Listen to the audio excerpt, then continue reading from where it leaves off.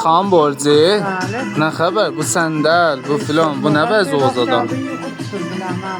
Doğda. Sən Allah mən deyim bu model muhtəva mərif eləyəcək məhsulumuzu xan borcu çox pis işdir. Bu işi mərif elə. Səndəl də qoy kənara xan borcu. Xoş. Uşaqlar, gəldi xan borcu ilə bir daha iş mərif eləyək xan borcu yoxsul tutmuşdu. Və xoşbəxtانه سعی elədik ki bu işi bir təriqlə sizə mərif eləyək. Bir daha seti, kotu, şəlvardır, tərkib با dantel. Bu işin parçası əklilidir. Bu gözəllikdə, bu istaylıda 4 sayızda biləcəm mövcud eləmişik. Uşaqlar, 50 model iş var ki, vaxtımız vaqən yox. Gözdə xan borcu razı eləmək biraz cədidən çox çətin olub.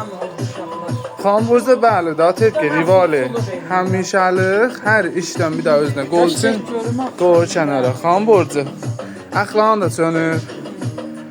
Maşallah. Əslən, ali. Xan borcu, bir daha ceyin o tərəfə, stayla baxın. Xob, təşrif gətirin. Çox gözəl. Yollayın dostlarınıza, onlar da bu işdən hətmən istifadə eləsin.